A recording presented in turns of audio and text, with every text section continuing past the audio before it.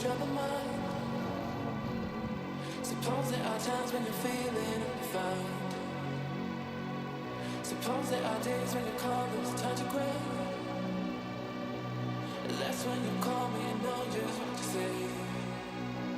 We go out and on the night. We jump and touch the light. We dance and we don't sleep until we die. We don't have to worry. Drink up the night, it's early. Keep dancing, there's a time for running right.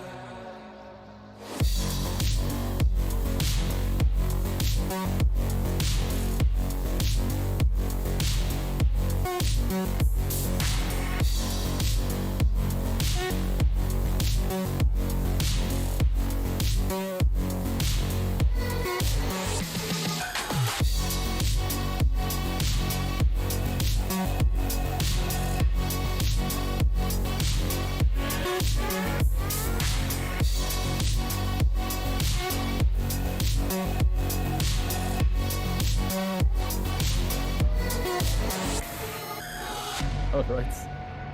Good to know.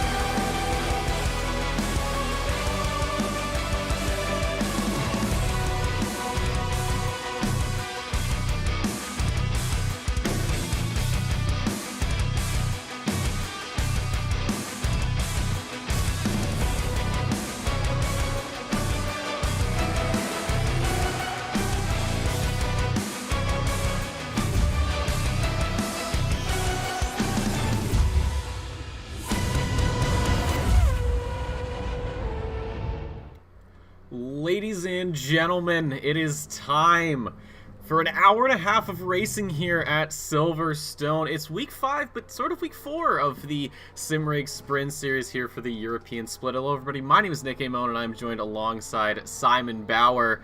And wouldn't you know it, it's a rain-soaked Silverstone. Simon, how are you doing? Let's start with that. Let's start with that. How's it going? Hello. I'm doing alright. I'm recovering from a cold. I'm pretty much back to normal now, although it might still be a little bit of something in my voice. But you said it, it is absolutely pouring it down. Look at that. Heavy rain right now. Rain is gonna decrease throughout the quali, but it's gonna stay wet throughout. So this is gonna be some exciting stuff, and especially finding out if the race is gonna be raining as well. How are you doing? Well, I'm doing pretty good. My day's been quite eventful. I woke up actually very early this morning because a bunch of coworkers and I got together and had a nice little game of football on Thanksgiving. That is today here in the States. I am sore. I have a nice bruise on my arm because I took someone's elbow straight to the muscle. So that feels really nice. A little bit sting, or not sting, but a little just that weird bruise feeling. But other than that, I'm doing pretty good. With today being Thanksgiving, of course, here in the States, we're not going to have the North American sprint race this evening because, for those of you that don't really know, when it comes to Thanksgiving, you stuff your face and then you go to bed. And that's what we're going to be doing here. But for right now, folks over in Europe are going to be the ones that get to have all the screen time. Last week was a little bit tricky. The last couple weeks have been rather tricky here for us at the OR office. We missed, I believe, the third week, or might have been the second week. We missed a week because the stream wasn't going to the proper, I guess, channel.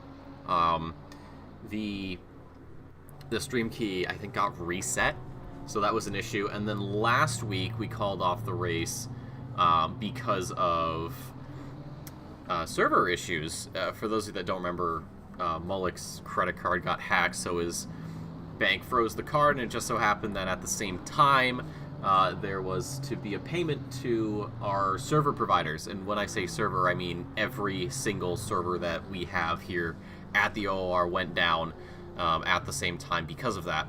But we got that sorted out. So we're back. We're here. We gotta really move things around right now. I know it's round 5, but we're gonna be doing, I believe, Monza next week for EU, and then next week it'll be NA's mini endurance. So we're a little jumbled here, but we're getting through it. Yeah, technical difficulties plus all the different holidays you have to contend to with different regions. But on this day of gluttony for the Americans, the Europeans are here to pull through in this very, very British rain. Who have we here? I think we have just Mazurier having had a little off coming out of the chicane onto the F1 start-finish straight. So the rain is already catching our drivers out. It is not easy around here. I mean, this rain looks heavy. It looks like we have quite a bit of standing water on the track itself. So this is going to be a tricky one to navigate in these early quality conditions. Now the track is going to improve. As cars lap around here, they're going to clear some of that standing water. The rain itself is also probably going to get a little less heavy if the rain indicator is correct. So likely we're definitely going to see the fastest laps in qualifying towards the end of the session.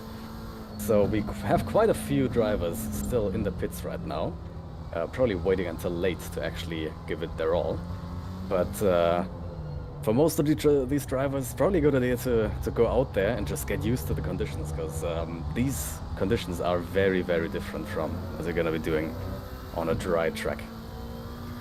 Yeah, and once, as we get going, there's going to be a drier line. I mean, drier, based off of the rest of the track. So, that's going to basically be the route you take. There's really no room for any, deviance.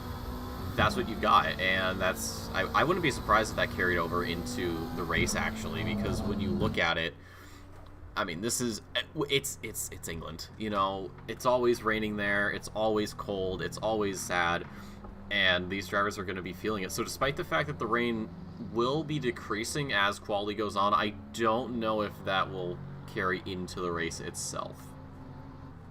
We will see. I mean, if you were going to pick any track to be wet, it's going to be Silverstone. Oh, absolutely. Or any of the other British tracks. But we have our first times coming in, and they could not be more varied.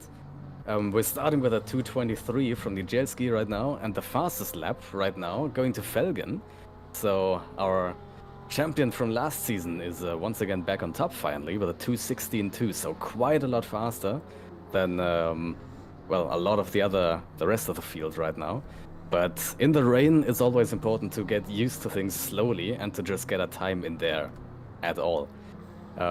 Even if you have the slowest time, there's still bound to be people who are gonna mess up their laps. It's very easy in these conditions, so getting a slow and steady lap time in there, as we see Partas drifting through cops there. God damn. No, but as we see people slowly, you know, put in their safe times, that's not bad at all. That's what you want to start at.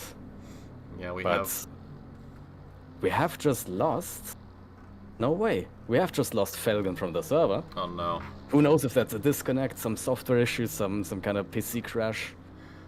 So currently the fastest lap standing is Daniel Hearn with a 17.5, but 7.5 minutes to go, more than 7.5 minutes to go in quali, so plenty of time for Felgen to hopefully jump back in.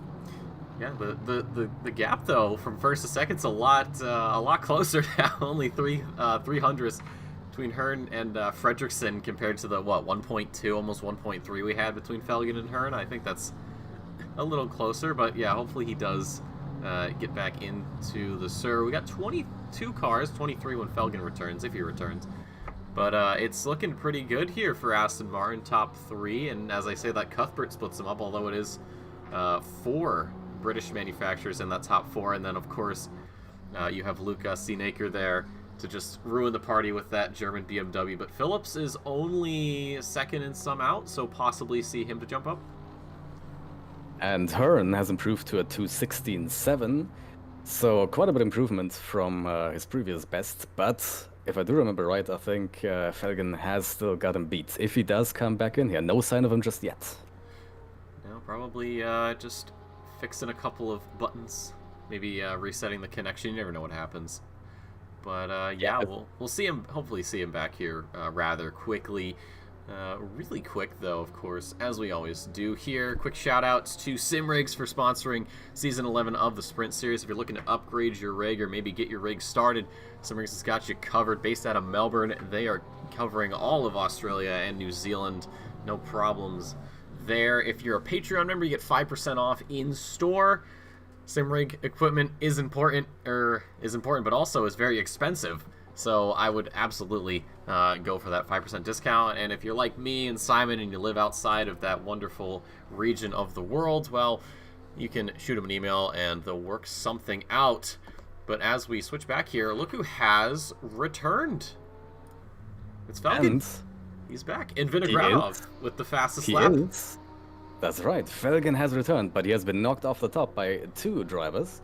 Firstly, Fredrickson very briefly jumped up into a provisional pole with his 2:15.8, but only a few seconds later, Vinogradov managed to beat him by a whole less than 300ths to a 2:15.792. So that is currently the status quo in qualifying, but still the track is getting ever faster, so 5 minutes to go, still plenty of lap time to be shaven off there. Absolutely. We've had a couple of additions here to the OOR. The Simrigs Sprint Series. Hansen, of course. Neldzilski. That's one I always have trouble with. And, of course, the man on screen, Hoedeveld, reminding me why I am just such a huge fan of the Dutch language. I know last week he was like, hey, good luck, can't wait to hear ya. And then, obviously, the broadcast didn't happen. He was a little upset. But I've been practicing, and hopefully my pronunciation suffices when he watches this later.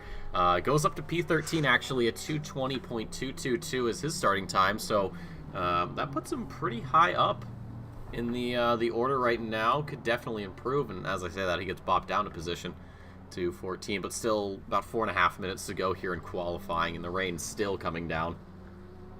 Yeah, the rain is not going to stop anytime soon, but it is going to get a tiny bit lighter. But that said, out of all the cars right now, only 18 have set a valid lap with 4 minutes to go. So that makes it 7 cars that have not set, well, now 6 cars, that have not set a valid lap yet. 4 minutes to go. If you do go out now, you're gonna just about be able to do 1 valid lap. So, well, not a lot of time left. Maybe for those who have not been able to set a valid time yet. But those are coming in. We now have only 4 cars left without. Speaking of valid laps or valid times, it's Chris Vining there jumping way up the pole position as we see someone off in the background. A 2:14.3. He's the only driver to actually break into the 2:14s. Just behind him was Rumbouts, who was on provisional pole at the 15:1, but of course that is a little over 3/4 back, so that's not good enough. And Vining is on an improvement, if you can believe that. I'm not going to say how much because don't want to curse him, but he is really just setting the tone here very early on. Yeah, the track is getting ever faster, so it is important to be able to save your best for last, essentially, and wait as long as possible to start your final qualifying lap and really put everything in that lap to maximize things there, because that is when the track is going to be fastest. So it is not only going to be just a show of pace itself or a show of skill itself, but also a show of who's able to time their final lap correctly and who's able to, finish the final lap without messing it up. Yeah, it's going to be very tricky to do, especially because when you have this dry line, you try to push as much as you can and just get as much time out of the car as you can. But then what can happen is sort of what happened to Vining there, just a little bit of a wiggle there. And in the wet, despite having those wet tires on, it is extremely easy to just lose the back end of the car, and from there, well, you're just a passenger. And wouldn't you know it, Rumbouts has jumped back in front of Vining with a 2:14.1, just over 2/10 faster right now. Losing quite a bit of time in the final sector to Vining, but we'll see. As Vining does come across the line, what can he do for us? And there we go, a 2:13.5. So the times are coming down, and they're coming down in big chunks. And now, with 1 minute 45 to go, everyone who isn't, well, for some people it's already going to be the final lap of the quali session. For the others, still 1:30 to go to start the final lap. So, gonna be cutting it close.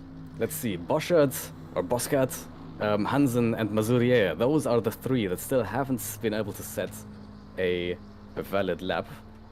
Fingers crossed they are on track right now and on course to start the final lap. Alright. In that case, final minute of qualifying is going to be starting soon. The final laps are going to be starting soon. So let's see if anyone can still knock Chris Vining off the top. Well, the only driver close enough that's on an improvement, Vinogradov here, just about 8/10. This would put him barely into the 2:14s. It may be enough for P3. Hearn currently sitting with a 14.9. It's very, very close for him. So, or not across the line. We're actually going over the F1 start finish straight. So we'll ride here with Vinogradov for this lap. In the Audi here at Silverstone, I'm not familiar. Are you? With the Audi? Yes, or with Silverstone itself. I've never driven the Audi, so I couldn't tell you a lot about it. As I do remember about Silverstone BOP, I think the British cars, surprise, surprise, are some of the strongest cars around here. No way. The Audi in the rain is tricky, however, that much I know. So he wants to, Vinogradov does want to have a proper wet setup, otherwise that Audi is going to be an absolute menace around here. Well, he's showing how much of a menace he is. 1.7 seconds up. This is a huge improvement. If he can get this together, he could also join Vining in the 2:13 club, but he doesn't get the best exit there and actually does drop a couple of tenths. So across the line he goes. He's currently sitting in 5th position right now. That's up to P3 in the Audi. A very good showing from our Russian friend, and immediately bins it in style. Ippolito here is 2:16.5 in P9. 7/10 is going to be his improvement right now. So this could put him up into the 2:15s, maybe P7 or so. As he crosses the line, it's only enough for a P8. And then behind him, Currents is on a massive improvement. 2 seconds is what it's telling me right 9th. now. And there we go. Oh my up god. to 9th on the final lap in quali. And Tully here, down in P19, has not had the best quality, but he is on an improvement. It's not 1 second, it's not 2, it is 4.2 seconds is his improvement. And this is going to put him way up the grid from P19. We're looking at probably somewhere between 9, 10, possibly 11, and it is going to be 10, so Michaels gets pushed out of a top 10 start. And then we actually have Felgen here, who, despite the earlier exit from the server, just about 3/10. So this could be... Actually, this might not be enough to really move anywhere besides just making a number on your little personal best go up. So as he rounds the final corner, ooh, a little bit of a slide there for the Ferrari. Cross he goes. It is an improvement, but not quite enough, and that just leaves our Polish friend Niedzelski here, P22. It's just about a second. This may not move him up that far, maybe just a position.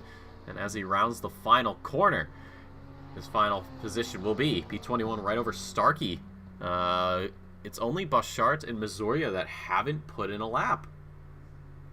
There we go, and look at the gaps from P1 to P23, almost 10 seconds. That is how the field is getting split up during the rain.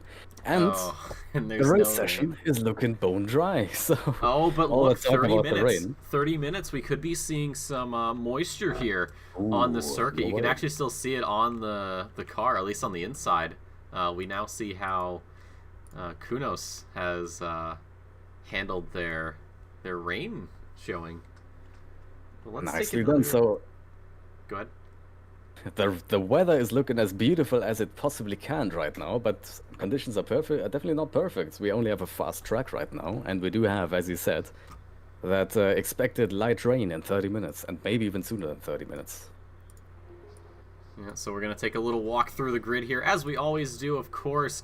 On top, it's Vining and Rambouts, the two Hondas are really showing their stripes here. And then it's Vinogradov and Felgen on that second row. It's the Aston Martin pairing of Hearn and Fredrickson, and then behind them, Cuthbert in the most beautiful livery of them all. Ippolito, Cairns, and Tully will be rounding out your top 10, and then it is Michaels, Hansen, Lucas Sienaker, so taking home bragging rights from his brother, and then Klarenberg, Schaap, Partez, Sack, Phillips, Andreas Sienaker, the other brother, having to play second fiddle.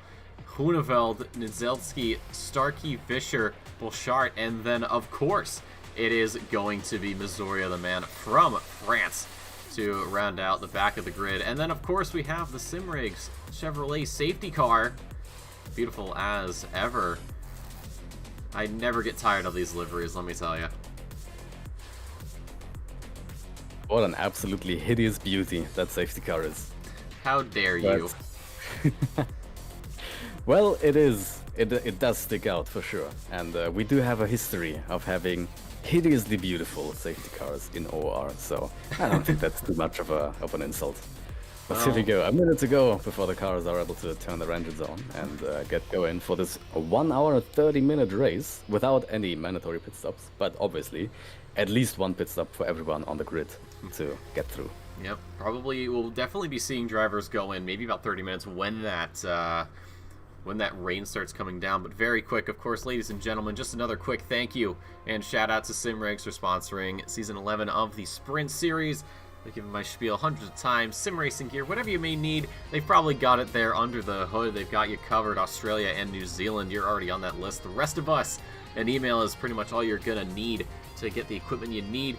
And if you're a Patreon member, you get 5% off all your in-store purchases. Absolutely take advantage of that and get yourself something nice. The holidays are coming up. Christmas is just around the corner, so if you're looking to get somebody a nice little Christmas gift, well, maybe Simrigs will be the people you turn to.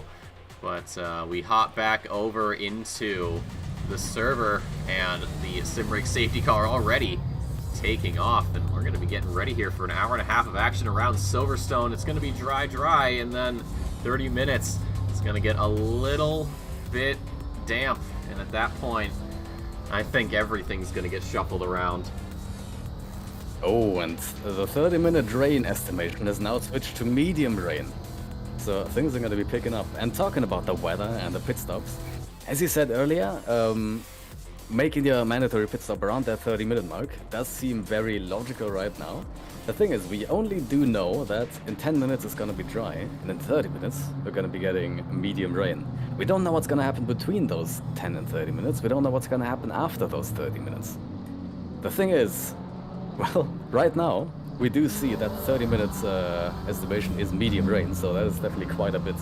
Just a minute ago, we were only told it's going to be light rain in 30 minutes, and light rain can only last a few minutes sometimes. So it could be the possibility that some of our drivers have only taken, have taken more fuel than they would need for 30 minutes, and would have planned to go through this little rain shower, because sometimes when it's light rain, when it's only lasting a few minutes, definitely possible to go through that little rain shower with dry tires. But now we see that it's gonna be switching to medium rain, and it's probably gonna be staying at medium rain for a while, as things have not changed ever since we did see the initial rain estimation.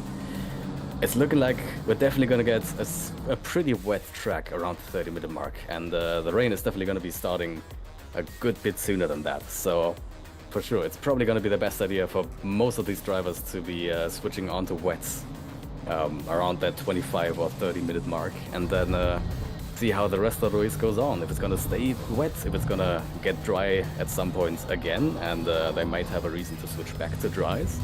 So a lot of things can happen, and it's going to open up a lot of different strategies that we're only going to discover along the way. Yep, and it should be noted that we're only on a fast track, so we're not going to have as much grip as we normally have. But here's the thing. I wouldn't be too surprised if the grip is lessened quicker as the rain goes on. I know we're still on the parade lap, but well, I would not be too surprised if all of a sudden the grip drops a lot faster and that last little bit of control you have gets taken away from you. But of course, that is for future drivers and future us to figure out. But what is being figured out is that the safety car is to get out of there as soon as possible as we line up 2x2. It's Honda on the front row with Vining and Rombaut, and Vinogradov, Felgen, Hearn, Fredrickson, Cuthbert, Ippolito, Cairns, and Tully into that top 10. The rest of the drivers are going to follow in behind them. But we head up to the start-finish straight. It's an hour and a half of racing here at Silverstone, the mini endurance. There's no mandatory stops, but you better believe we're going to be having a lot of those as this race goes on. The rain will be coming down here very shortly, but as we trundle up to that start-finish line, it's going to be who can get the best jump, and especially into Copse Corner. It's going to get very, very scary down there.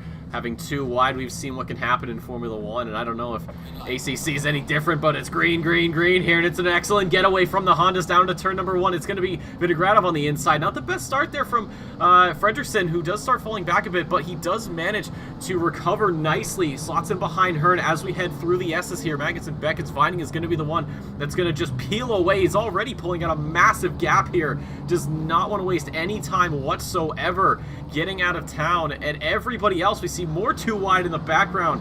We've got Cairns having to make way for Tully, who's making up some positions off the line. Goes Cuthbert, I believe. But three wide. It's been a very good start for everybody, and now the race is on. Try to open up the gap where you can, and from there, it is gonna be absolute chaos. Look at Vining already just gone. Yeah, a lot of side-by-side action on this first half of the opening lap, but so far, no incidents just yet. Silverstone is a wide track, so if you want to be safe, you really can. The thing is, as we start to drop those guards, and as we start to get more aggressive and want to make our positions, the overtakes are going to come in, and the collisions probably as well, so definitely still plenty of time for things to go wrong. We almost did there. I think that was the 203 of Shop almost going into the side there, and we see three wide here, 3 wides, and it's a touch from both of the Porsches, and that's also going to be Zinaker that gets picked up in that, I believe. Andreas, and everybody scrambling to try to avoid that. That did not look pretty. That was Fischer knocked down. No, it's Klarenberg. Oh, Fischer, you're right, yeah. Yes, knocked down into penultimate place right now. Sack also is in last place right now, all the way down the order. Makes me think that he might have started from the pit lane. I'm going to have a quick look at that. He did, yeah. At the start of the race, there was the little pit symbol next to his name. So, thankfully for him, he sort of avoided this lap 1 carnage, if you want to call it that. But, yeah, a pretty decent first lap for everybody. And we get ready for more racing here I'm sure there's been some call-outs for some names. Right on board here with Huneveld, who actually is getting a very good run out of Cops. He's going to go door-to-door here with Bouchard into Maggots and Beckett's, and he is going to get the overtake done.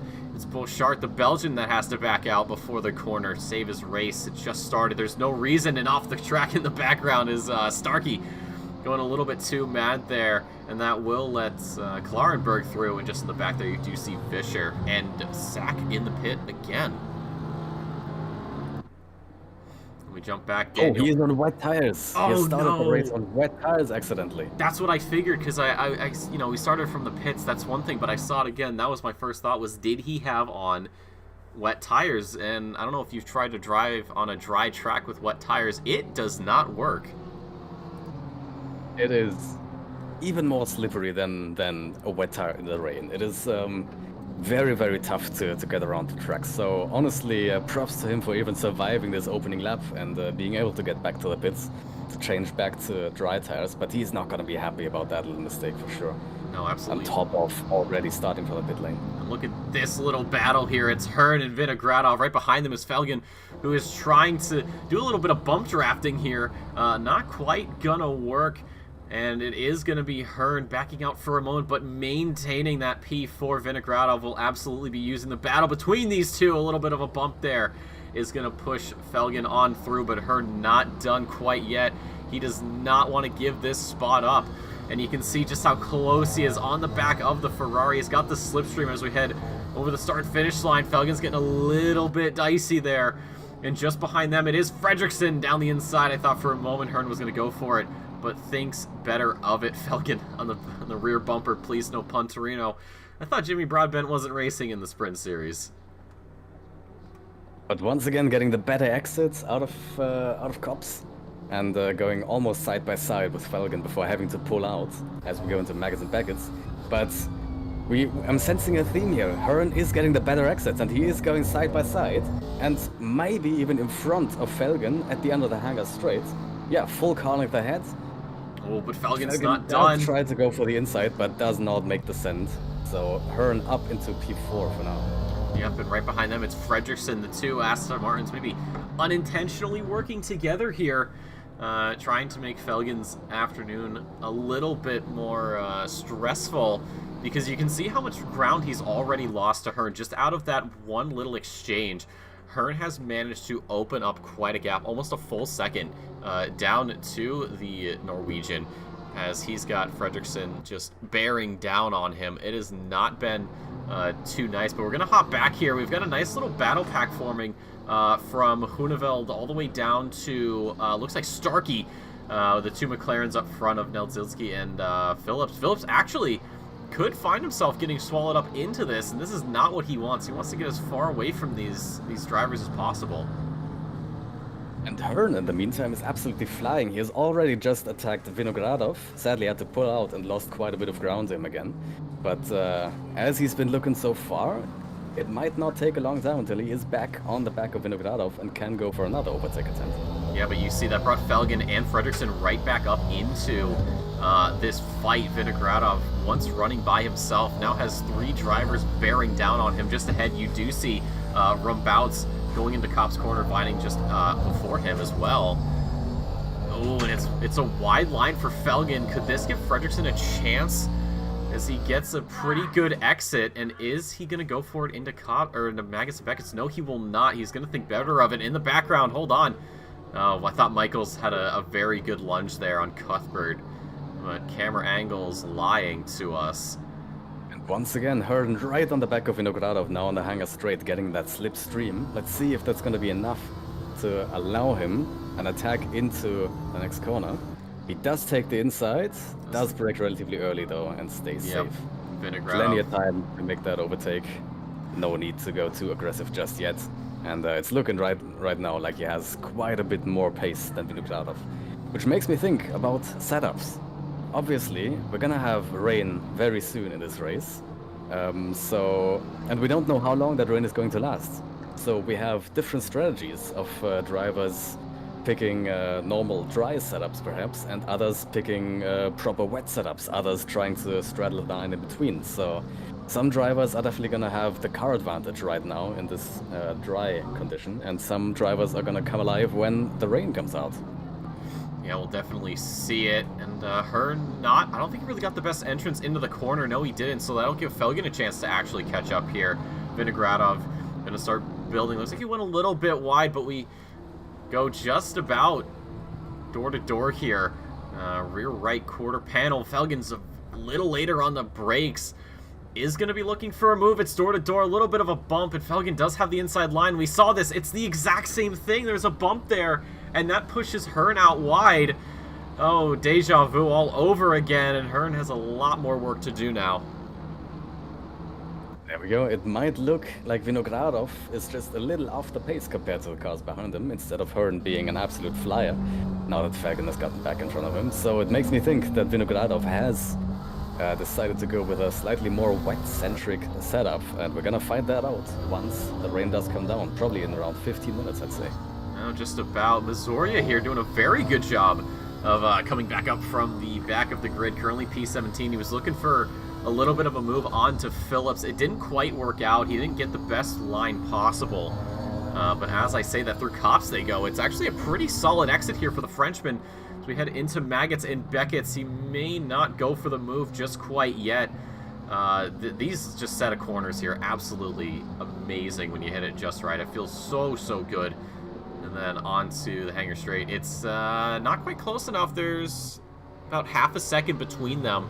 So enough for a slipstream, but I don't think it's going to be enough. You can see just how far over Phillips is going, all the way to the right side of the track. And, well, it's just going to be Mazoria that has to back out for now. He knows there's still plenty of opportunity left. And, well, Phillips' car looking a little damaged. Ooh, Mazoria, I thought for a moment he was going down the inside. I'm liking the little pun games in the chat right now. Yeah, Ladies and gentlemen, I noticed this please keep too. your hands and arms inside the simulator at all times. Let's see, hands in P9 right now, going really well. You know, when I make a pun, everyone cringes and goes, "Nick, shut up." But when everyone else does it, it's okay. What is this? Well, they need to be good puns. Let's say that. What are you saying? What are you saying, Sab? After everything we've been through, my puns aren't good enough for you? Bonus points to anyone who can make a pun from Vinogradov. So I think that is your chance to redeem yourself. If you Well, can come up with hopefully a good he stays pun as for Vinogradov and not as Spinogradov, because that would not be very good for him. All right, not bad, not bad. I have to approve. Thank you. We hop back here a little bit. It looks like Mazoria has actually just gotten around Phillips. Ooh, big moment there from Klarenberg, going for the attack on Shop, but it doesn't work out too well, and I think Bouchart's is now very much on the attack. He's going to be using his opponent's mistake there to maybe bump up into P19, but holding steady. And what's not holding steady right now is Vinogradov's hold on P3, as Felgen gets a pretty good slipstream there. Doesn't go for the overtake. And we see Rumbouts. I think he might be getting reeled in a little bit. Last lap for Rumbouts, a 2:06. Vinogradov, a 59.5. So we could be seeing a potential four-way fight here in due time. And speaking of in due time, 10 minutes until we see some precipitation. I think we'll be seeing some pit stops around then, perhaps? Probably a little early, but definitely could be a chance that some drivers are going to come in early and get on those wet tires as soon as possible to make use of their wet setups. But yeah, we're definitely seeing some different, some quite big pace differences, even at the top of the field. So Vining, a high 58.8, is actually just about the fastest lap of the race, while Hearn and Felgen have almost exactly matched that pace on the last lap. Vinogradov, meanwhile, doing a mid-59, so quite a bit slower than Hearn and Felgen behind him, and Rumbouts, as he said, that mid-2.0 is definitely quite far off of the pace of Vining and, well, the Ferrari and the Aston behind him, so we'll see if that was just a fluke. Let's see what this lap is going to be like. That is going to be a 2.0.1, so a little faster than last time, but still not setting the world alight. So once again, good chance that he's going to have a very, very wet-centric setup on his car right now, and he is going to be wishing for that rain to come as soon as possible. Yeah, I think that's where he's going to be the strongest. I saw Tully there for a second. Speaking of which, yeah, there is Tully. And Cuthbert ahead as well. Hansen is really getting his hands full right now. He's got an attack ahead of him. He's got to defend behind. He is in a very awkward position.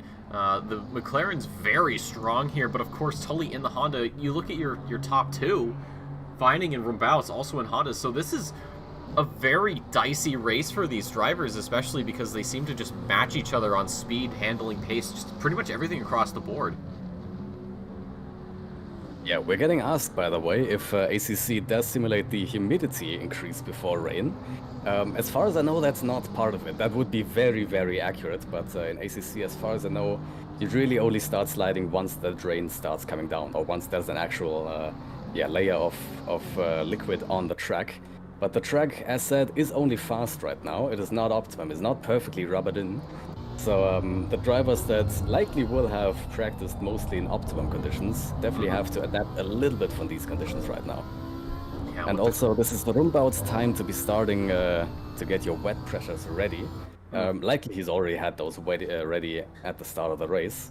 Yeah, definitely you want to be opening up your pit stop menu. You want to be putting in the wet tires right now and make sure you have the perfect pressures. And hitting those perfect pressures is never going to be easy, as every little rain session is going to be different, the amount of rain that comes down. And you can never really expect exactly how much rain is going to come down. So hitting the perfect pressures is not going to be that easy, as well, the difference from light rain to medium rain is going to be a difference of more than a full PSI of tire pressure. So we'll see who hits their tire pressure goal and who doesn't. Yeah, it's going to be tricky, especially with how much you push the car. It kind of varies the tire pressure, and it's always, for some people they're like, oh, it's only a little bit, what's the big deal? But those little bits of PSI is the difference between Vinogradov going off apparently and staying on track. So yeah, it's like you said, it's very, very important to get those pressures just right. And well, like you said, they're probably opening the menu. Vining probably just taking his sweet time with it, clicking when he feels like it. Everyone else is sort of jumping between. Are we going to see 3 wide? Oh, I thought we were going to see 3 wide for a second. Vinogradov really getting impatient with Rumbouts. He knows the pace is there. It's only a 4/10 difference between these two, but you have to think with Vinogradov being forced to defend, he's lost some time. So man, it's gonna get really, really scary there. And what's also scary is Michael's attacking Fredrickson here, or sorry, it's actually Michael's getting around Fredrickson. So this pass has already happened, but all these little battles forming all over the place. Hansen and Tully, looks like Cuthbert has been able to open up his gap, but we're going to be focusing here on this battle for P2 between Rumbouts, Vinogradov, Felgen, and Hearn. Hearn doing an excellent job there in the Aston. Absolutely, and I do wonder who has the Ferrari of Felgen just about comes up to the back of Vinogradov, centimeters between them as he pulls out to not go into the back of him. But yeah, I'm wondering what Vining is thinking right now. He's absolutely dominating these opening rounds of the race.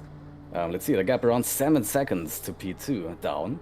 So he is absolutely putting in the pace right now and extending his lead lap by lap. But that might tell us that he is going for a full dry setup. So it's going to be interesting to see how he goes on or gets along in the rain. Because that can definitely mix things up. If things would stay dry, I think there's a good chance that Vining could absolutely dominate this race. Lucas Zenaker in the pit. I just saw that. If that is already a pit for wets, which would be very early as well. The rain has not even started coming down yet. He might have been timing it. Oh, we got some server lag there, but look at Vinogradov, a huge move around the outside. Is this going to stick? I'm not certain, using all the track he can.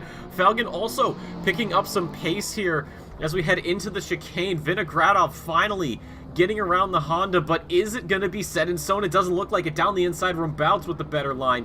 Vinogradov having to back out, and these positions stay the same. Felgen almost picked up a position as well, and you can see Hearn just waiting for any sort of scraps that he can. Felgen, oh my god, that was a huge save. And Hearn will go through. That was a massive moment there for the Ferrari. And I'm thinking something isn't quite right for Zinnecker, as he is still stationary in the pits. Can't even exactly tell you how long he's been stationary for. Let's have a quick look. I don't know, while you take a peek, we'll hop back here. P19 shot. Oh. Klarenberg and Huneveld, and if I'm not mistaken, I'm assuming that Lucas may have gone off somewhere because it was a very quick teleport to the pit. It was not a... I can tell you what's going on there. Lucas hasn't even been in the server for a lot of this time. He has only just joined the server after having completed one lap early in this race and apparently having disconnected at some point. So he is sitting in the pits right now with his controls locked for a while. We'll see if he does manage or does choose to join the race. Shop into the side. Oh, and it's going to be Huneveld picked up there. Phillips spun around, and I think Klarenberg got a little bit of a clatter there. That was not good at all. Ben Huneveld now down into P20, and right behind them it's Starkey and Phillips. So it was looking good for just a moment, but what's looking pretty good right now is this battle between Hansen and Cuthbert. Cuthbert doing actually no, Cuthbert's on the back foot now. He was ahead of Hansen at one point. Yeah, he was ahead coming through cops, but had a very, very poor exit. So Hansen, around the outside, actually had a much better exit and was able to get back in front. Now we'll see if that's gonna stay that way. With the rain coming down in probably just a few minutes. These battles that are already going on and already being pretty exciting are definitely going to be shaken up a little more. God, you can see how wide these drivers are going. I mean, to be fair, they're probably, maybe going over track limits. Not so much a track cut, but definitely saying, hey, your lap's invalidated, I'm sorry. But these drivers are really pushing for position, because once these pit stops come through, things are going to get all sorts of crazy, because you're going to have people who say, all right, the rain's coming down now, time to pit. You have people that are going to say, well, I've got some rubber to work with still on track, I can make this work. And then at that point, a couple laps later, you pit. But things are really, really heating up. A lot of very dire, desperate moves to be made, and we're about still holding on to that P2. And Simon, I'm not sure if you're aware, but the rain is coming down, albeit gently, but the rain has arrived. That is what is happening, and it's not going to be staying gentle for long. It's definitely going to be ramping up to medium rain, probably in around 5 minutes time, and it is going to stay medium for a while. We're seeing the 30-minute rain estimation still being medium, actually quite a little more severe than the medium rain we're going to get in 10 minutes. So this is not going to be a short rain shower. This is going to be a full rain stint, where all of our drivers are definitely going to have to come in and switch to the wet tires. It's going to be just a question of when the proper time is to come in. Sorry to cut you. We gotta look at this battle. Sorry to cut you off. Tully and Partez. Partez looked for a move into Cops, but backed out of it. And look at Cuthbert. Cuthbert's just dropping positions right now. What is going on with the number 13? I know 13 is sort of an unlucky number in motorsport. It might be what's causing it. And Bouchard in the my pits. number. Oh, but sorry. Bouchard's have a look at Vinogradov. Vinogradov has just shown us the one of the most impressive around the outside one of the most impressive around the outside overtakes I've seen in a while. Around Stowe coming around roundabouts. Right, but he has had a very squirrely exit out of the chicane, so he has. Right on the back of him as Hearn completely misses his braking point, almost goes into the back of Rombouts, and loses the position to Felgen with that. And this battle is far from over. No, it's not even close. You can see Rombout, man, he's really pushing that Honda right now. Same with Vinogradov pushing his Audi, really trying to pick up any time they can, just recover what they've messed up. And it's a slightly different line. Rombout's going very wide on the entrance of that turn. Vinogradov sticking a little bit more to the inside. The track now greasy, so we're going to be seeing a lot more drivers come in. Bouchard now out of the pits. I would not be surprised if these drivers here decide that maybe now is the time. No, into the pits actually is Matty Sack in the Lexus down in P23. His race is not going too well right now. Maybe pick something up later on. Raidillon off in the penultimate corner, losing a lot of ground to Michaels there, but still hanging on to P7. But right now, the top 8, top 9, top 10, all staying out. Yep, they haven't gone in. Cuthbert actually deciding that now's the time to go in. Same with Ippolito. It decides that it is going to be time for the wet tires. This track is not going to get any better anytime soon. Just like classic English weather, it can be sunny 1 minute, rainy the next. And Andreas Zienaker coming in here for his pit stop. And Cairns and Missoria. I think now we'll be seeing the front runners come in for their pit stops. They do not want to wait. I would have been a little early to pit on this lap for them, but next time around definitely gonna have to come in. The track's now damp, so damp is definitely wet tires optimum. So if they don't come in now, they're gonna start losing lots of time out there on those dry tires. Yeah, absolutely. It's not worth it in Vinogradov there. I think really showing us just how difficult it can be to control your car on these slick tires. Same with Hearn. Hearn's been losing some ground here to these drivers. We've got Phillips, Starkey, Nizelski, Klarenberg also into the pit lane, Shop into the pit lane. So yeah, this top 10, we're going to look actually up here to Vining, see what he's going to do very, very quickly. He's actually coming up towards, actually still got about 30 seconds on that lap before he gets back. Vinogradov and Rumbout starting to pull a little bit away from Felgen. And Hearn is right there, just sort of pipping over the rear spoiler. So Vining very, very quickly. We're just going to see if he decides to go in. If he does, that could definitely be a very good move. And yes, Vining going in. So the front runner starting to go in. Oh, Vinogradov. Look at this. There's no grip out there. As the Russian goes into the pits, Rumbouts, Felgen, Hearn into the pit lanes. We look back to Michaels, the Briton, on home soil here. This is probably conditions he's very, very used to on his day-to-day commutes. We'll see if he goes in. And then from there... You see Fredriksson absolutely drifting in the background there. Makes you think if they haven't stayed out a lap too long on that wet track in the dry tires. Michaels in. Definitely going to be interesting to see if those that came in earlier are going to have a little bit of an advantage, are going to do a little bit of an undercut. And I'm definitely going to keep my eyes on Cuthbert, who is the first of the midfielders to come in. Yep, and is already halfway around the lap now on his wet tires, and he's looking relatively comfortable for now. That's good. Yeah, the top 10 here coming into the pit lane, all of them. And then Huneveld in P11, quite a ways back after his little incident earlier on. We'll see if he pits. He probably will. And then from there, well, it's going to be quite interesting. We'll have, what, about 65, 64 minutes on the wet tires in the rain. It makes you wonder if maybe we don't have a full wet race. Who knows? Finding back out. We could go back to dry at some point, for sure. But if we don't, that might also have been a deciding factor for those that stayed out a little longer. Those who come in right now, or have just come in, those would definitely have enough fuel to go to the end.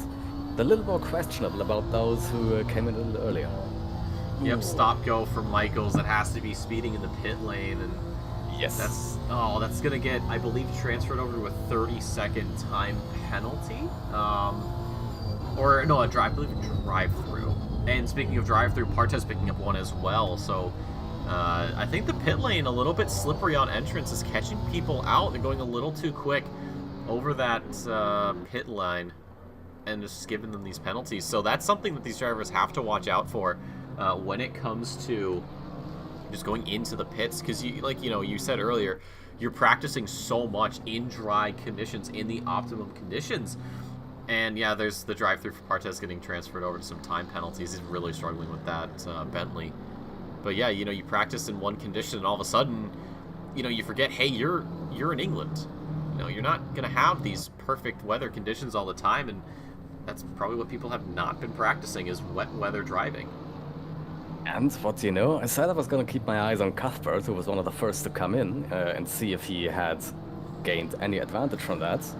He came into the pits in P11, he's now in P9, with the penalty from Michaels for pit speeding actually in P8 essentially now. So definitely profited from coming in a little earlier.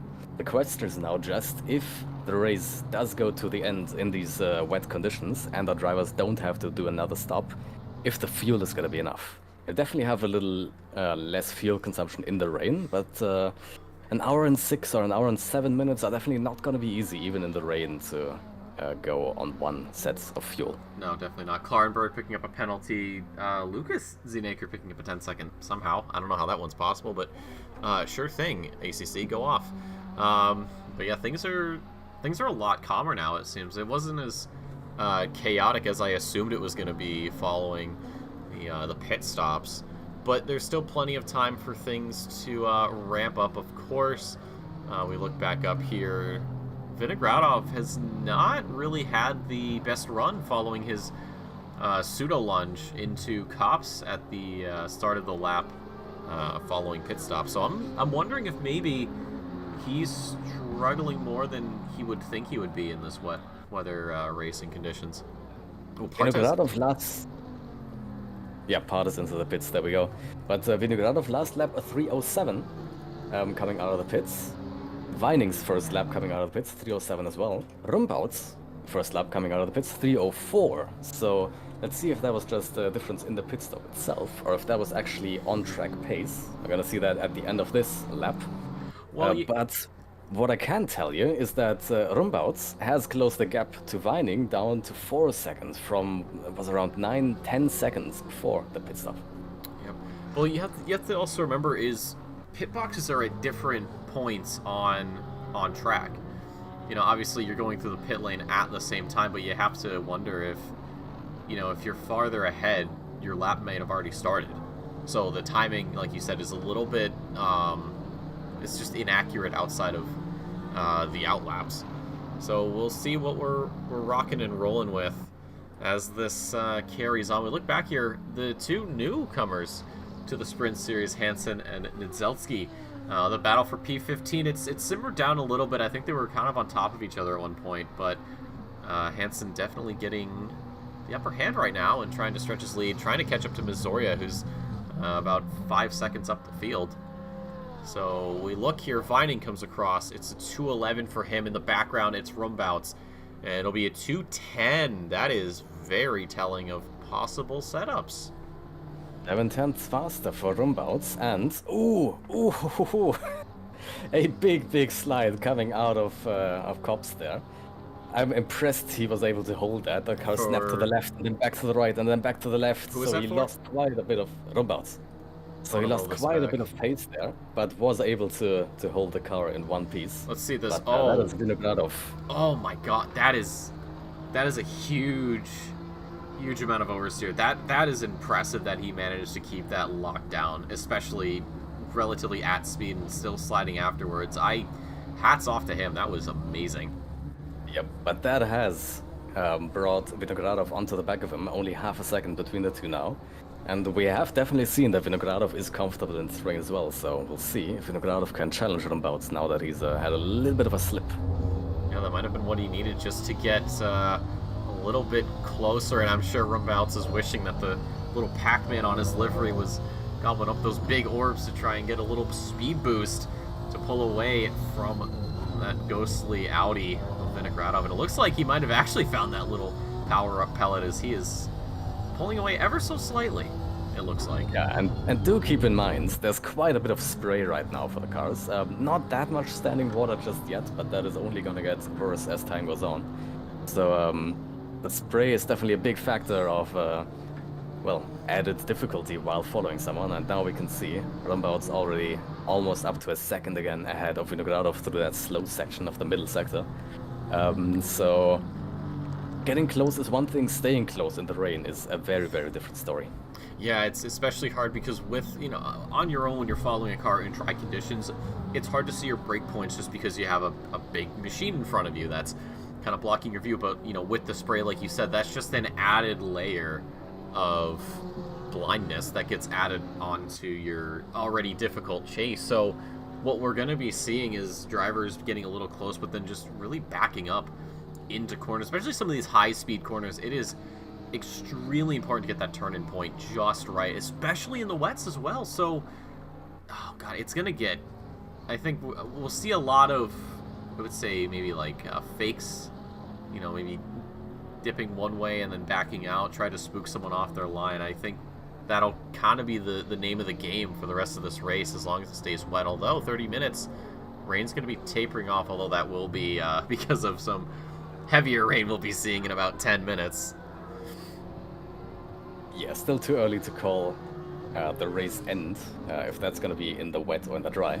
But I do, by the way, have to mention, Rumbouts, even with his massive slide in turn 1 on the last lap, has gone faster on the last lap than Vining. Oh, so that's true. What we were expecting to be the case when it was still dry, that Vining, well, created a more dry-focused setup for his car than Rumbouts, who is going to be a little more well-adjusted in the rain. That is exactly what it looks like right now. Yeah, it was a 2:11.5 for Vining and a 2:11.4 for Rumbouts. Yeah, it's a 10th, but you have to think, like you said, even with the slide, to be a 10th faster than the person in front of you, I mean, that is very, very telling of setup changes, simply because of that. And remember Vining's pace throughout the season so far. He has been a dominant force at the top of these fields. And Rumbouts, within this lap, has now gone up to only 2.3 seconds behind Vining, almost having caught a second, and the lap isn't even over. And Zelski just got overtaken there as we were talking by Klarenberg. Klarenberg with 10 seconds, though, and Zelski is really struggling right now. So we're going to see where Vining comes out in all this. He's catching some blue flags up there. That is the Bentley and the Porsche of Shops and Partes. So across the line. Whoa, we got a big slide there for Partes. Does keep it, and that'll put Vining on through. So Vining's last lap, a 2:12.0. For Rumbouts, it is a 2:10.7. Ooh, and Vining has a big slide coming into Maggots and Packets there. Yeah, the car does not look super happy. The car is definitely set up more for the dry than for the wet. Yeah, I'm sure he was expecting to have a dry race, but you kind of have to think about your location. Where are you going to be racing? And where you're going to be racing is, well, the UK. And as far as I'm concerned, it's pretty wet up there. So, yeah, I think within the next several laps or so, we could be seeing Rumbouts all over the back of Vining. It would be just a position gained overall, but it would be the most important position, that being number 1. And we do have Vinogradov, Rumbouts, and Hearn having to get through some of this lap traffic here. A little bit tricky here, especially in the wets, but well, these drivers playing nicely and getting it all sorted out. Felgen way off the pace here. So he might be also going with a dry setup. Absolutely, and I'll have a look at something that's very telling.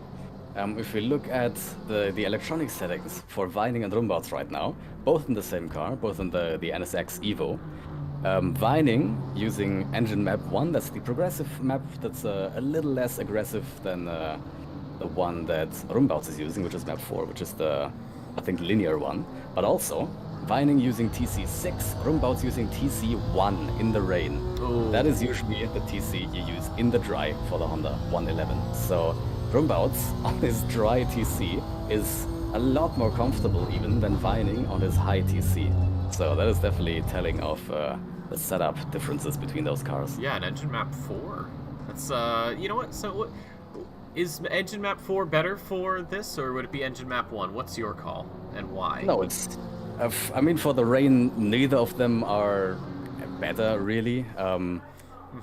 You see a lot of esports drivers using map 4, that's the linear map, that's a little more aggressive. I myself use map 1, that's the progressive map. I'm just a little bit happy with that. Neither of them are really better. But what I can tell you is neither of those are the wet maps. The wet map is, Really? or the best wet map is map 5, which is what I use in the rain, and I'm quite happy with. So, And why is that? Ooh, Vining has just had a big snap, going a little across the grass in Maggots and Packets.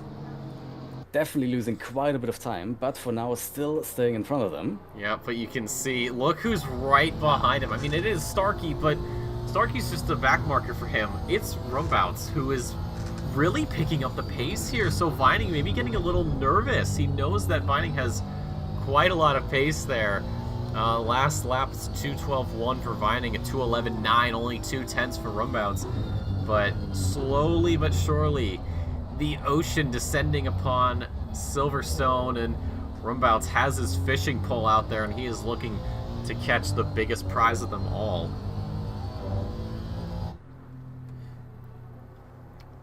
Yeah, about those engine maps, it's hard to say. Who knows if maybe they don't know that the map 5 is the wet map, or maybe they do know and they just are more happy with the actual dry maps. There's definitely cars where I use the dry maps in the rain because the wet maps just are no good. But from my experience, the Honda wet maps are quite good. But I mean, look at them. They are P1, P2 in the dry maps. So who am I to tell them that they're wrong? We've got we had a shop there with Partez behind. Starkey as well is going to let these two through. So the chasing Partez. So this is we saw a bit of oversteer for the Bentley, and this is just, you know, we can talk about aero wash until the cows come home, but I feel like maybe that's amplified a little bit, especially in the wet with the lack of grip.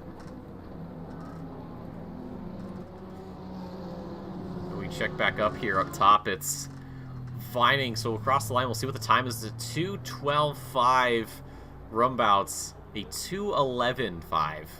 That was with a bit of a scary moment there for the 524, but with no back markers between them, Rumbouts full speed ahead, blood's in the water, and he is just darting towards them, just swimming through this rain. It is incredible to see.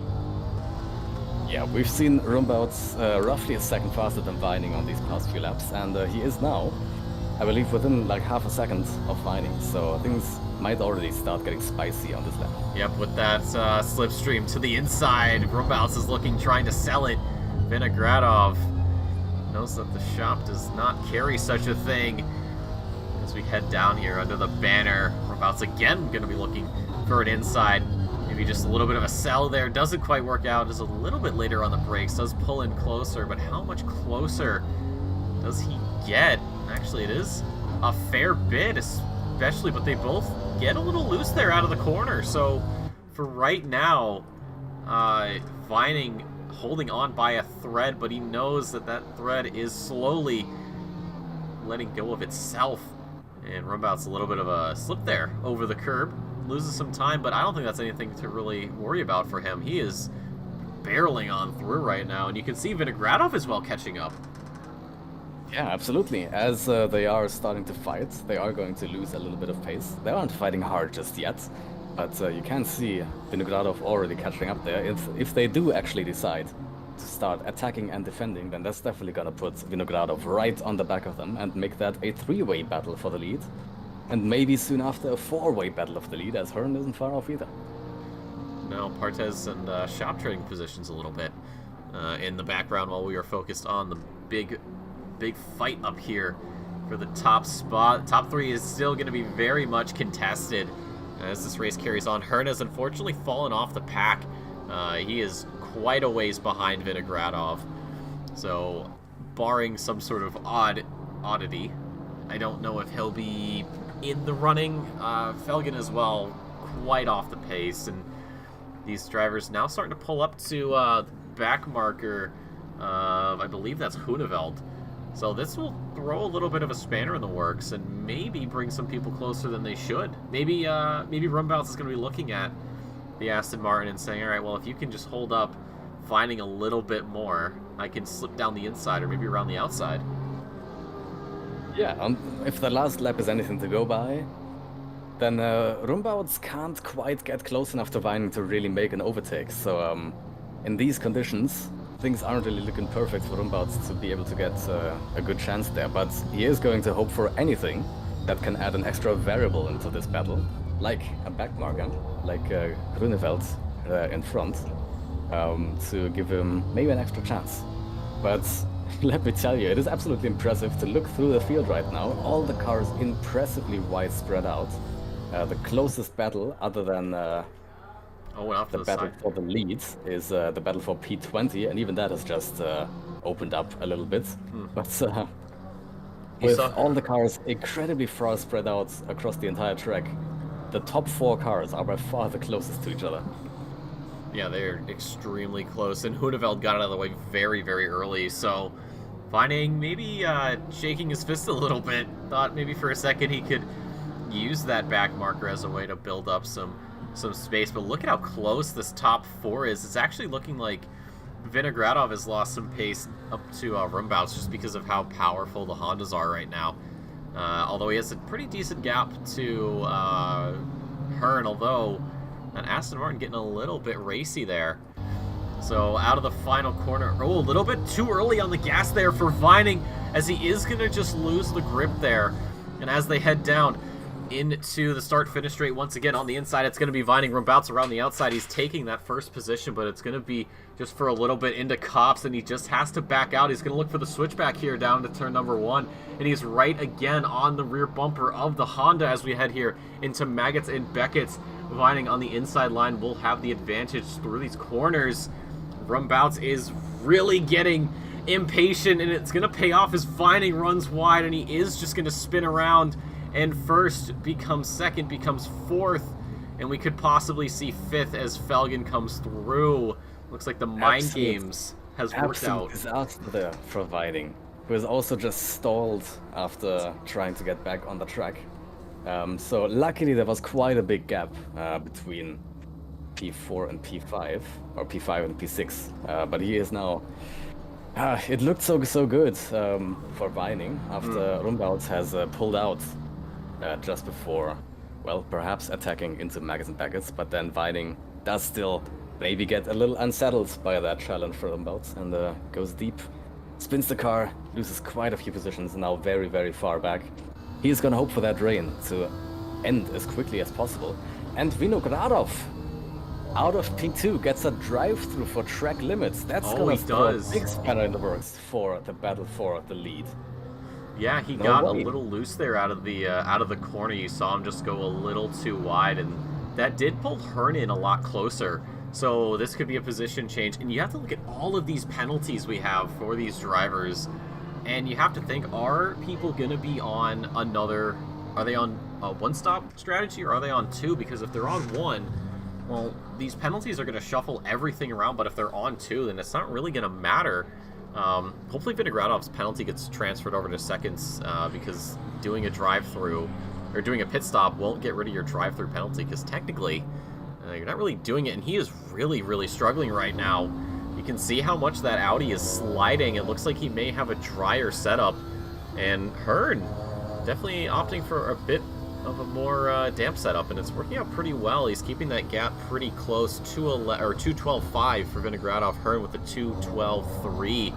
So even with the slide, Russian staying ahead right now, and Rumbouts has really just exited stage left, and he has pulled out just about 2 seconds, a little bit more here, just over the course of a lap. So that really just go to show you, perhaps Rumbouts maybe practicing more in the wets, knowing the location and knowing all the jokes that come with it. So he has really done a phenomenal job right now, especially with Vining way out of the picture.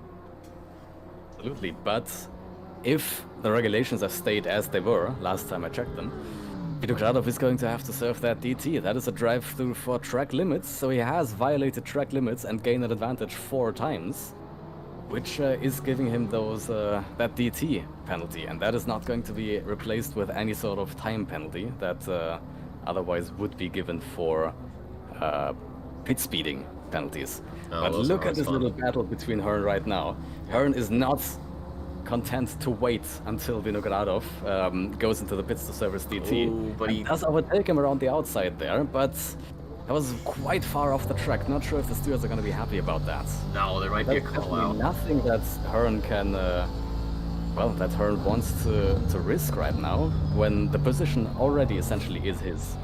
That's true, yeah, but you have to think, you look at the pace between these two drivers, and you could argue Hearn was going to have him eventually, really onto the grass, they're almost losing it. But no, the pace from Hearn and Vinogradov is very, very different. Hearn's last lap was a 2:12.3, Vinogradov a 2:12.5, so it's only 2 tenths, but The problem is you start getting onto the back of another driver, and in these wet conditions, overtaking is so difficult. There's not a lot of opportunities, not the same amount that you would have in the dry. And, Hearn running wide there, I think, is sort of maybe just a product of the race, not a malicious move. And big news, by the way, rain is going to be stopping in 30 minutes. Oh, boy. We're going to go back to a regular, dry, cloudy sky in 30 minutes. So it's going to be 13 minutes before the end of the race. The rain is going to stop. Now, is that early enough for the track to get properly dry? Probably not. 13 minutes aren't that long for the track to properly dry out, even with 24 cars driving around it. So, likely all of these drivers are going to have to stay on their wet tires. It's going to be a very, very risky strategy. Maybe at the very end, if the track does dry super quickly, to go back onto dries, but probably not. Probably these drivers are going to have to stick it out on the wet tires, even if the track does go very dry. Right, but then you have to think about fuel. Some people may have said, well, I'm just going to go to the top of the tank and go from there and see how far I can get. Maybe somebody underfilled so they can go for a two-stop and try to grab some extra positions at the end. But yeah, like you said, I don't think there's going to be enough time for the track to dry up. There's, like you said, the clouds are there, the temperatures are low, there's no wind. So even if the cars themselves aren't dispersing enough water fast enough, without the wind, it's going to be even slower. So we could be seeing wet tires through the end of the race. Yeah, underfueling would be technically... Oh, what is that? What is what? That is Vinogradov doing donuts in the gravel. Hold on, let's roll this back 20 seconds. Way off track. How did that happen? Well, let's see. So he takes the line. Oh my god, that's a huge snap of understeer. I think he may have gotten a little too heavy on the brakes there. That thing just pulled, and there was nothing he could do. And he was a passenger, and he was lucky that the track has that much runoff and a little gravel in that area. Otherwise, things would have looked very, very bad for him. Simon, going sideways again. Beans just reminded me. What did I say earlier when we were talking about puns and I mentioned our friend here? What did I say about us? You have called it. That is the caster's curse from about 6 continents back and about 3 years in the future. So my apologies. But Vinogradov is not serving his DT. No, he's not. You have I think it's 3 laps. Oh, into the pits, and that might be a disqualification. Yeah, he has not managed to serve his drive-through penalty in time, and has got disqualified. Now, hard to say if he just got caught up or forgot about it, and just accidentally went a lap longer than he was expecting to. Yeah. Maybe that spin kind of made him forget about the DT, but he has been disqualified. He has left the server. So because you have after fighting for P1 just a few laps ago, absolute disaster for Vinogradov just now. Yeah, to be running up front and then slowly slipping away, and then just that last little nail in the coffin, as it were, is going to be lights out for our friend from across the world. Unfortunate. Now, when you do get that drive-through, you do have, I believe it's 4 laps to serve your penalty before you get a disqualification, and that's always just rough, especially on. I think for some tracks we do change it to a time penalty. I know Spa especially, because going from end to end on that track is, I think, 75 seconds? Yes, the Spa pit lane is ridiculous. But as far as I know, Spa is the only one where that drive-through penalty is changed. Since the drive-through penalty at Spa is just insanely disproportionate to any other penalty. It is, yeah. It's absolutely ridiculous. I always wish we kind of kept the F1 pit exit, but then you have to remember we're in GT3s. We don't really have the acceleration that the F1 cars do. So you gotta make do with what you've got. A lot of these drivers with time penalties. We saw Starkey in the pit lane to serve a penalty and has now left the server. So it might be lights out. That Star has maybe hopefully not gone supernova, but has definitely exploded. And we see penalties. Lucas Zenaker into the pit, or still in the pits. That's just disregard that. So it's the only drivers out right now with penalties: Michaels, Andreas Sienaker, Klarenberg, Huneveld, Partej, and Schaap. Schaap just ahead here of Phillips for P18. So the thing with these time penalties is, obviously, if we had mandatory pit stops, they would be served at the mandatory pit stop. But because we're running a sort of do-your-own-thing sort of strategy here with the hour-and-a-half race, you know, some drivers might opt to stay out. That'll get added on at the end. Some of them are going to go into the pits, and that'll get added on to their pit stop. So instead of a 30-second, you're looking at 40-second. So it's going to get a little bit tricky, I think, if drivers stay out. But you have to wonder, with the fuel loads, will we be seeing more pit stops later on? That's the question. Well, I did say earlier that it might be a little tough for drivers to, if they pitted early, to go to the end on a full fuel load. But actually, fuel consumption in the rain, in medium rain like this, is quite a bit lower. And the laps are quite a bit longer than they usually are in the dry. So 1 minute, let's say 1 minute and 10 is probably still enough for a full tank of fuel if the driver's filled up to the max. The thing is, who knows if everyone did that? There could be a few drivers who maybe took the gamble and said, hey, maybe, I'm pretty sure, the track is gonna get back to dry before the end of the race, so I'm only gonna put it like 80 liters, and I'm just gonna do another pit stop and hope that that's gonna go my way. Especially if you're a little out of position, a little further towards the back, and wanna risk something to, well, high risk, high reward, then that would be a valid strategy. But as it's looking right now, definitely the best strategy would have been to fill up to the max at the pit stop and then go to the end and stay on those wet tires. But we'll see who was able to do that, and if we don't have a few drivers who have to do another little pit stop. Well, hopefully they took that into account. The battle here for P16 is on because of these 10-second penalties both of these drivers have. Schaap is about 12 seconds out, so won't really benefit, although actually it won't matter. He'll have to be quite a lot closer because he's got 5 seconds added on to his time. Right now, though, Partez starting to attack Huneveld here as we head over the start-finish line into Kopp's corner. Braking at about the same time, and there's that oversteer we saw earlier from Vinogradov, although it's a very different ending to that chapter. Partez getting out of that one, thankfully, in one piece. Does lose a lot of time, and for right now, the Dutchman will pull away, and he is safe for the time being, but the pace we've seen out of Partez is half a second right now faster per lap than Huneveld. So we will be seeing, I think, another attack here in due time. Absolutely, and it's looking like Huneveld isn't adjusting his brake balance to suit the wet, so that is a tip I can give you. If you ever do have to run in the wet, big thing that is going to help you is adjusting your brake balance further towards the back. Grunewald still on 60% brake balance towards the front, so I'm not exactly sure what the brake balance for the Aston should be like, but that does seem very, very far towards the front for the Aston. So perhaps that is giving him a little bit of a disadvantage against in the fight against Partez right now.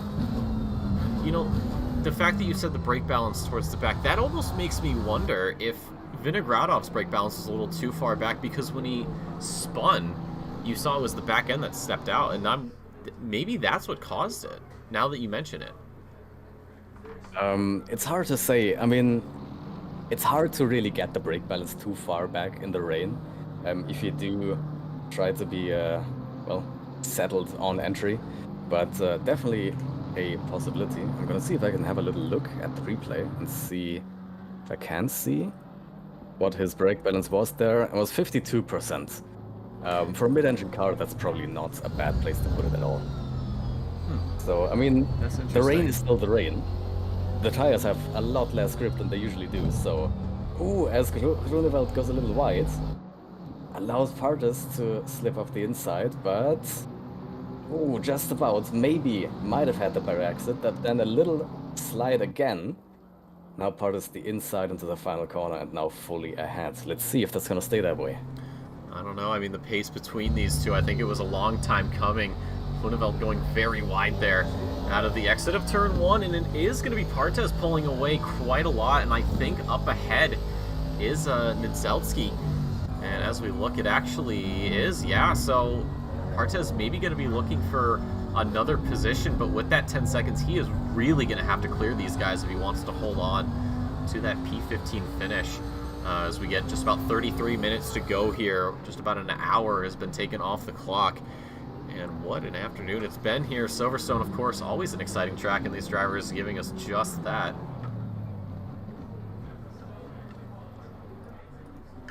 But room Absolutely, bounces. even if the race has calmed down just a little bit. Really, within one lap to the next, we have basically lost that four-way battle for the lead. And hold on, we gotta look at this right now. Nizelski under attack there. Partez thought about down the inside there as we head to the F1 start finish. Partez having to back out. He is really just, the second he got around Groeneveld, has been on the aggressive just strategy, and you can see Nizelski, despite being, what was it, like a second or so ahead, has lost that, and it's just about 3/10. It's been an absolute... Right, also we did just have a little bit of a battle between Marisak and Phillips, but that has very quickly come to an end after Marisak has almost lost the car through the chicane. Partez. Ooh. Oh, that was so close. An excellent jump there down the inside, almost into the rear left corner panel there of the McLaren, and gets the job done. So now Partez's main goal is to get that 10 seconds gap down, or a 10 seconds gap up now, because with that penalty it'll set him way back. He's got Vischer right there as a back marker, I believe. Yeah, it is. So let's see Naker way up in P10. So yeah, a lot of work now for Partez to hold on to P15. Nizelski, of course, if he stays right where he is, he will get awarded that position back just based off of penalties. Yeah, but Partez is looking pretty comfortable right now. Definitely more comfortable in the rain than the cars around him. So we'll see. I mean, the gap to Hansen, which is the next position for him, is going to be quite a bit. And he also has that 10-second penalty to contend with. So his biggest mission right now is to just bring the pace. Now he has a lot of free air in front of him, and try to open up the gap to Nijelski to over 10 seconds to keep that position. Yeah. And judging by the pace and how comfortable he's looking in the rain, I think it's definitely a chance that he might be able to do that. But the rain is not going to last much longer. We've just seen the rain in 10 minutes has changed to only be light rain. So already in 10 minutes we're going to see the track get drier and drier. And while it's still going to be drizzling it down just a tiny bit, Yep. soon before the end of the race, that is going to come to a complete stop. And then we'll see how quickly these cars manage to dry the track. And if maybe those dry setups that some of the drivers have gone with don't come back to, well, come alive again just a little bit, even if they do stay on wet tires. Yeah, you have to think just how much water these tires can disperse, how much of a dry line is going to form. I don't know if it's going to be too much of an issue for these drivers as the race concludes, but I think definitely towards those last like few minutes, 3-4, we may be seeing some cars start to lose a bit of the ground they had. But for right now, until then, I don't think it's really going to be anything for them to worry about. A lot has calmed down, though, here on track. And we talked about Hansen earlier from Partez. Partez is just now getting towards the final corner. So, he's just about to get to the final corner. So there's a lot of ground he's got to make up in just about half an hour. Crosses the line. His lap is a 2:11.9, and then for Nizelski it's a 2:14.4, and then a 2:14.2 for Groeneveld. So Groeneveld is going to be going for the overtake, but he'll have even more work to do as that 10 seconds hangs over his head. 28:45 on the clock, and I don't know if Groeneveld will hold on to it. He'll have to bank on an error from somebody. I won't say who. But I think that's what he's really going to be hoping for, because I think he might not believe in his own pace. But, stranger things have happened. Absolutely, and I'm definitely going to be able to, or going to be keeping my eyes on Vining for the end of the race. He's pretty much in no man's land right now. No cars immediately in front of him. No cars definitely immediately behind him. Almost a 30-second gap to Fredriksen behind. 11-second gap to Felgen in front. But we did see him absolutely dominant on pace, or almost dominant on pace, with only 2 cars really being able to match his pace early in the race, in the dry. So we'll see if the rain slows down, if that starts to shine through again a little bit. But he's definitely going to have to make up a lot of space to get back to where he used to be.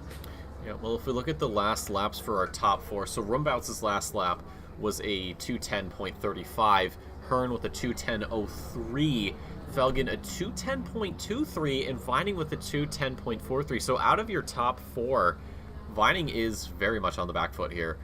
A lot of work, and as he gets a slide there, going sideways and into the grass there, I know you can drift a Honda, but this is not the time to do it, especially not the NSX at the final corner too. So that's going to have a bit of a dent in his pace. But I think the top 3 is really interesting, especially with Felgen. So we saw Felgen have a pretty decent start.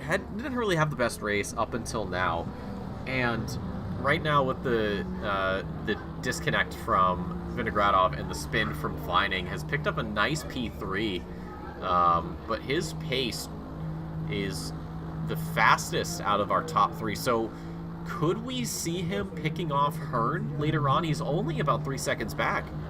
Yeah, I'll tell you what, the track is already getting a little faster. We now have Rumbout and Felgen in the 209s, and Felgen very solidly in the 209s with the 209.2, almost a full second faster than Hearn on the last lap. So if that wasn't just a little mistake from Hearn that caused that pace difference, we might see Felgen very quickly close up to Hearn. Because that battle is definitely on hold right now, the battle for the lead, but there are only 3 seconds between Hearn and Rumbouts, between P1 and P2, and between Felgen and Hearn, between P2 and P3. Yeah, it is very, very close there. I think we could see something happen later on in the race. Rumbouts 3 seconds up from Hearn. There's Hearn just entering the shot there, and ahead of them, I believe that's Shop. And then just behind them, of course, is Felgen. So, Hearn, I believe, yeah, Hearn does not have the best pace out of everybody. If Felgen manages to pick up this win, right, you have to look at where we are right now. Look at the track condition, look at the time, look at the pace. If Felgen somehow gets this win, I will be at just a loss for words with just how impressed I am, because you have to think of just how quickly he needs to be lapping the circuit. Rumbouts lapping it in 208.1 or 209.8, a 209.1 for Hearn. Felgen a 208.9. That is 0.2 off of Hearn, and that is going to be almost a full second faster than Rumbouts. I think these 3 may start dueling towards the very end of the race if all things go the way I want it to go. Not like we have plenty of time. We have plenty of time for them to come back together. 25 minutes to go until the end of the race. The gaps of between all of them now below 3 seconds. So and it's definitely still coming down. So we have had a bit of a hold on our battle for P1, but it might very soon start spicing up again. Awesome. Well, we see we got Matty Sack and Fabian Schaap here for P18. Now, Sack doesn't have to go for this overtake. He's not forced to. That 5-second gap or that 5-second penalty rather, is going to be enough to overtake. But the thing is, if I'm Matty Sack, part of me wants to say, you know what? Let's just go for this overtake. Why not? We got the chance to do it. What's stopping us? And he actually gets a very good exit here out of Cops. Almost decides to go around the outside, has to back out, thinks better of it, just up ahead. It appears to be the McLaren of Phillips, and then I think just beyond that is the Mercedes of Ippolito.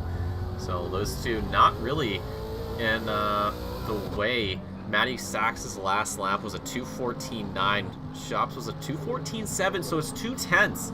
But that Lexus is really moving right now. It is like a missile. Yeah, if Sack does feel like he's getting held up by Sharp, if he feels like he could bring more pace. If he doesn't have Sharp in front of him, then absolutely he has to go for that overtake and, well, be able to make some room in front of him to be able to put his pace down on the track, even if he does already technically have the position. And there we go, Sharp gets a little out of shape coming out of the chicane, but so does Suck then just after that, and that just reverses things exactly as they were.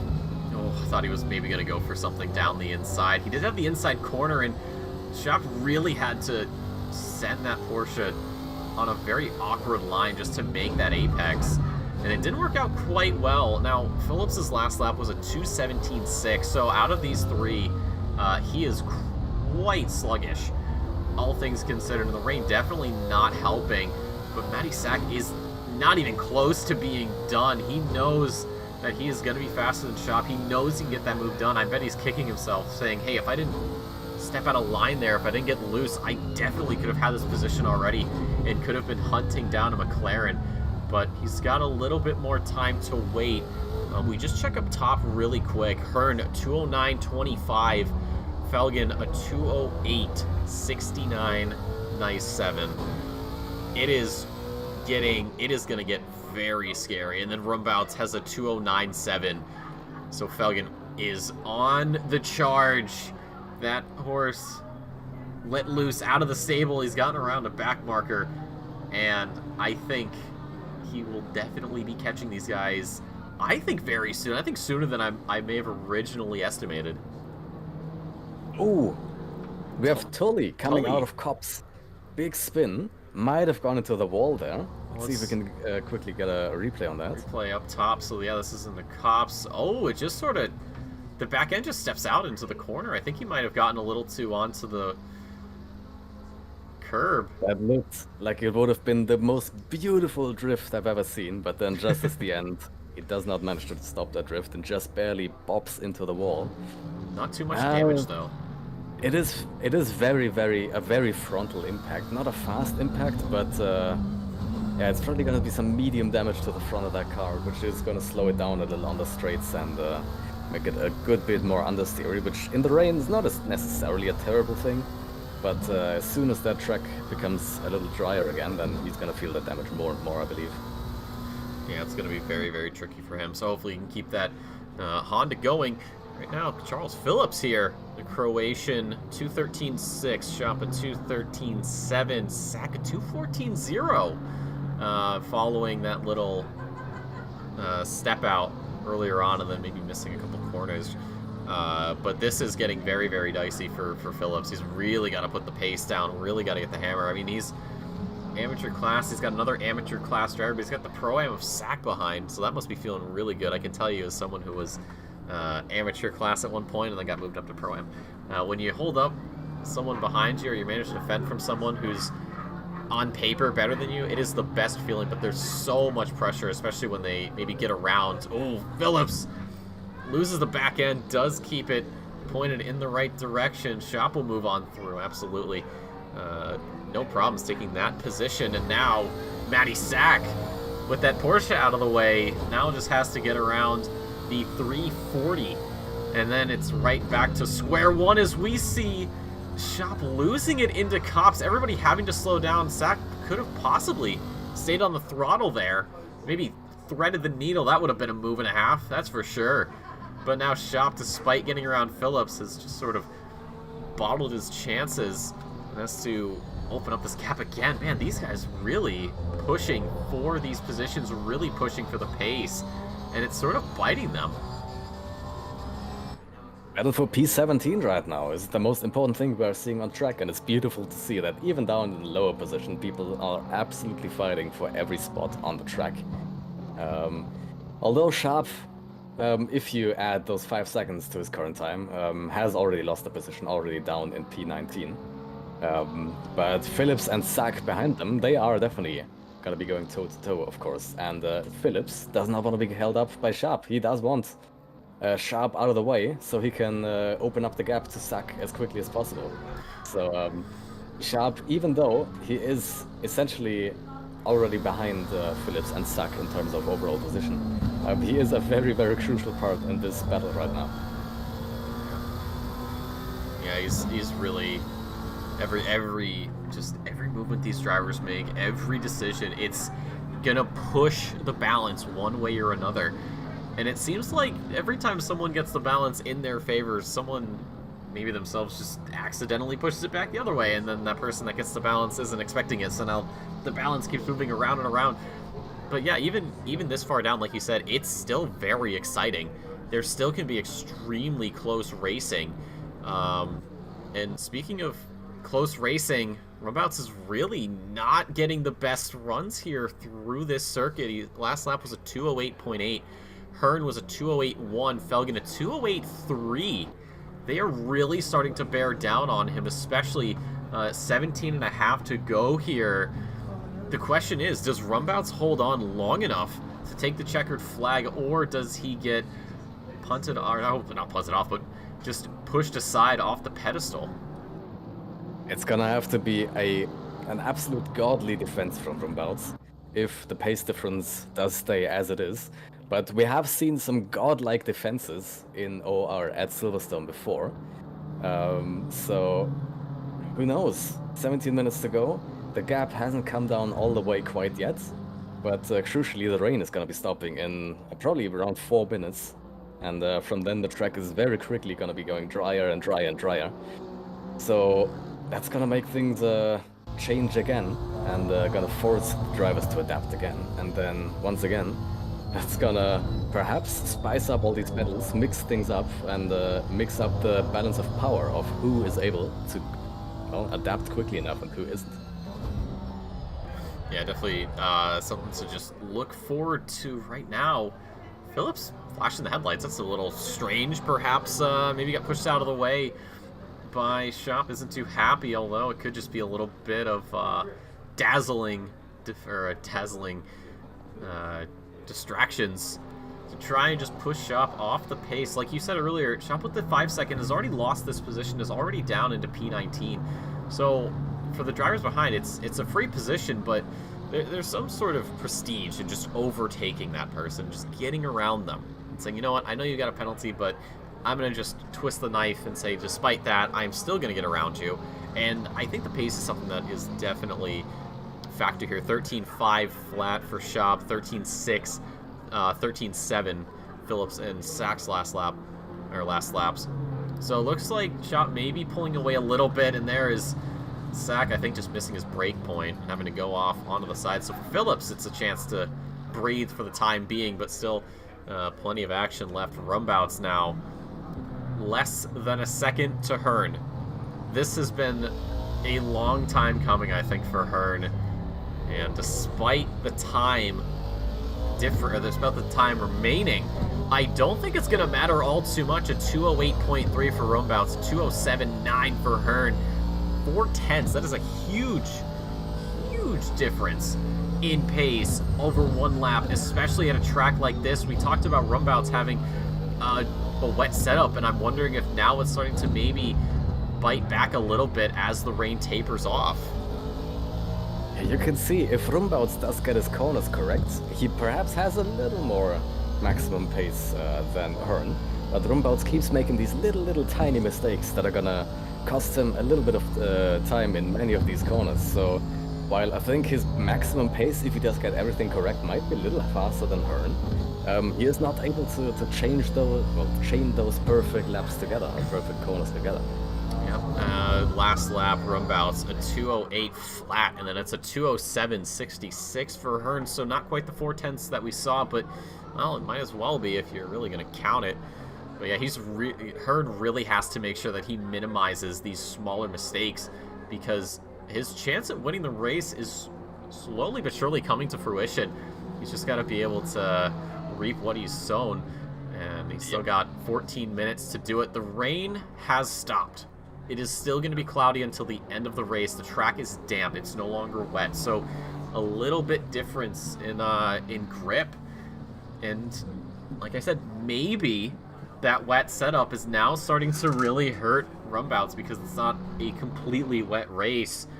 We do see Partas picking up drive-through, but on the inside, a little bit of weaving here. I don't think, again, sporting code weaving is Rumbouts hurt just following. But look at I'm pretty sure that is not weaving. That is already tire cooling. Oh, that's The true. rain has Yeah, only you're right. just stopped, and the drivers are already searching for those wetter parts of the track to cool their tires, because they have, of course, adjusted the tire pressures for that medium rain. And already in the light rain, the tires might have started to heat up a little bit, but now that the rain is completely gone, and the standing water is going to clear away quicker and quicker from the track, those tires are going to be heating up. Pretty sure it's gonna be fruitless to try to pit and put on some dry tires. Probably wouldn't be worth the insane amount of time you would be losing in the pits. So you're just gonna have to pull through. You're gonna have to cool your tires as well as possible. On the straights, go off the racing line, find those slightly wetter patches of the track to cool down your tires just a little bit, and just try to stick it out and adapt better than your rival. That's what I was about to ask. It's like, do you go for the pit stop, or do you just stay out on those wets and search for the wet parts of the track? You know, depending on how quickly some of these sections get cleared by the drivers, it'll have varying degrees of advantages for everybody. You know, especially you think water gets cleared, but then maybe slowly, just because of gravity, will creep back in to that position and kind of go back to square one for the most part. But yeah, I think like you said, just having the dries on is just not going to help at all at this point in the race. Let's say Rumbounce goes in for a pit stop for some reason. He's coming out like P5 maybe. Probably P4 actually. I think probably down to P4. So Viney will get pushed up. But yeah, I think we're going to be seeing wets all the way through unless somebody somewhere decides that now is the time for the smooth tire to go on and just pick up some ungodly finish. Yeah, compared to the dry tires on the dry track, we're about 10 seconds slower right now. But 10 seconds is not a huge amount. As the battle is starting to spice up, so maybe a little less theory and a little more focus on that battle. Although Hearn has to pull out of that battle and is now quite a bit off of Rumbouts again, which is sending Felgen closer and closer to Hearn, as all of the three, are swooping out to the left to catch a little bit of water on that track. But yeah, as I said, the pace right now about 10 seconds, probably around 9 seconds slower than it was in perfect conditions on the dry tires. So even if you snap your fingers and the track goes back to dry right now, if you go back to dry tires, you're only going to be around 10 seconds faster per lap, and that's just say 10 minutes. Damn, that's quick. Yeah, now assuming that the dry tire pace stays as it is, of course the dry tire pace is probably going to get a little slower if the track becomes super dry, but even on the dry track, wet tire pace is not going to get, significantly slower than in these slightly damp conditions. So if you do pit now, let's say you're losing about a minute in the pits to change those tires. You have 5 laps left, so you already have to be like 12 seconds faster per lap to make up the difference. That's just not going to happen. No, and I mean, Rumbouts and Hearn, laps are a lot closer. A 206.60 or 207.61 for Rumbouts, a 207.62, so only 100th between them, and then a 207.1 for Felgen. He could be going for a podium, or not. Well, he's already on the podium, but he could be going for a race win here as we get to the closing stages. Hearn a lot closer, just really sticking to the back of the Honda, not giving Rumbouts a chance to breathe and just have a moment of respite. He's still laying the pressure on. He may not be actively going for the move, but he's just staying there, taking up all that rear view mirror space. Surely an eyesore there for the Dutchman up front. Definitely flying away right now, but Felgen here, despite being down by about a second, he is still very much in this. He is not given up yet. Hearn really looking for any opening he can and doesn't get the best exit. He has not gotten the best exit, and now he's losing time. That's going to pull Felgen in closer, and you can see just up ahead it's Vischer and Nidzelski, or not Sednelski, excuse me. That is, I believe, one of the faster cars ahead. I thought for sure that was going to be some position changes. But here okay, so now they're up on these back markers. So how do things go from here? There's Vischer right now. I believe, or not Vischer. Oh my god, I'm like, I don't know who's who. It's Andreas actually. Andreas, so he's letting these guys through. Karen's into the pits. That's very surprising. Let's see if he does try to make that gamble and go onto those dry tires. Could also be that, like we said, he might not have enough fuel to go to the end. Might have under fuel just a little bit. By the way, we do also still in the background have the Sack versus Phillips fight going on, and that is absolutely beautiful to watch. Always going back and forth. Ooh. Oh, big moment there. Phillips. Ooh, God, he had to really stand on the brakes there to keep that McLaren from going any wider and exit of the corner. Not his best friend right now, and there's Shop in the background just trying it. Oh, my God, dude. Sack is really pushing right now. He got a little slide there, almost lost it. Able to keep it stapled down, and Phillips starting to pull away. So for him, that is absolutely perfect. We check back up here, Rumbouts. It's only 2/10 right now. Last lap for the Dutchman, 2:07.4 for the Englishman. It's a 2:07.36, and then Felgen, 2:18.88. What has happened there? What in the world? He was, what, running about, what, 0.6 faster a lap than Rumbouts? And now he's 18 seconds back, 13 seconds back. What has gone on there? Did he have another little excursion? I'm gonna have a look at you for that. In the penultimate corner, or third to last corner, the long left-hander in the final sector, Ria just kind of swooped around. He was able to, well, get the car stopped on track, but then had to start the engine again, get going again. Lost quite a bit of time.